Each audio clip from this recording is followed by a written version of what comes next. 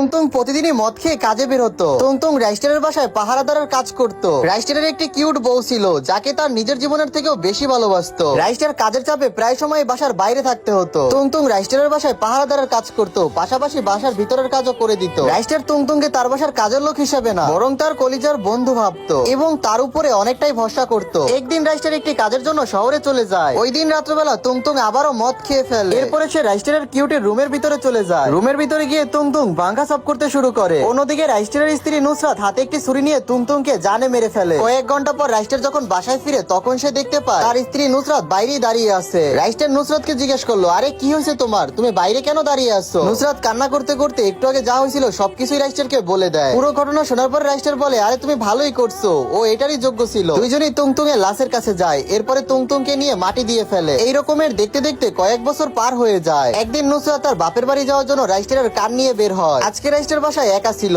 রাইস্টার যখন বিছানার উপরে শুয়ে পড়ে তখন সে শুনতে পায় তার পাশের রুম থেকে কে জানি গান গাচ্ছে। হুট করেই দেখতে পায় রাইস্টারের বেডের সামনে তুংতুং এর আত্মা। কিন্তু তার আগে বন্ধুরা আমাকে পাবজি প্লেয়ার একটা চ্যালেঞ্জ দিছে। তারা বলেছে ফ্রি ফায়ার নাকি দর্শক কর। তো বন্ধুরা আপনাদেরকে তেমন কিছু করতে হবে না। যদি আপনারা ফ্রি ফায়ার লাভার হন তাহলে এই ভিডিওতে একটি লাইক দিয়ে পেজটাকে ফলো করে দেন, এবং যারা রাইস্টারকে ভালোবাসেন তারা কমেন্ট সেকশনে লাল হার্ট দেন, আর যারা পাবজি লাভার তারা কমেন্ট সেকশনে ব্ল্যাক হার্ট দেন। আমিও দেখতে চাই কোন গেমের অডিয়েন্স সবথেকে বেশি। তুংতুং কান্না করতে করতে রাইস্টারকে বলে, ভাই আমি নেশা করতে গেছিলাম, কিন্তু আমি এমন কাজ কখনোই করি। যেই দিন তুমি কাজের জন্য শহরে যাও ওই দিন রাত্রবেলা আমি তোমার বাসায় পাহারা দিতেছিলাম। তখনই দেখতে পাই পাশের গ্রামে পুষ্পাবাও সে আমাদের এই বাসার পাশেই ঘুরঘুর করতেছে। আমি তাকে ফলো করতেছিলাম। হঠাৎ করে দেখি সে পিছনের দরজা থেকে ভিতরে প্রবেশ করে। যখন আমি তার পিছু পিছু উপরের রুমে যাই তখন আমি দেখতে পাই পুষ্পা নুসরাতের সাথে পাংখা সাফ করতেছে। এরপরে আমি ওদের সামনে গিয়ে বলি, রাইস্টার ভাইকে আসতে দাও, এরপর এটার ফয়সালা আমি করেই ছাড়বো। এরপরে পুষ্পা আমার উপরে হাসতে থাকে আর বলে, যদি তুই জীবিত থাকো তাইলেই তো তুই বলতে পারবি। এরপরে পুষ্পা আমাকে জানে মেরে দেয়। তারপরে তাড়াতাড়ি করে ওইখান থেকে পালিয়ে যায়। নুসরাত তোমাকে যা কিছু বলছে সবকিছুই মিথ্যে কথা, আর আজকে নুসরাত তার বাপের বাড়ি না বরং পুষ্পার বাসায় গেছে। এই কথা বলেই তুংতুং এর আত্মা ওইখান থেকে গায়েব হয়ে যায়। এই কথা শুনে রাইস্টার হতাশ হয়ে যায়, আর ওই দিন রাত্রবেলায় রাইস্টার পুষ্পার বাসার উদ্দেশ্যে রওনা হয়। তো বন্ধুরা এরপরে কি হয়েছিল সেটা জানার জন্য পার্ট 2 কমেন্ট করো।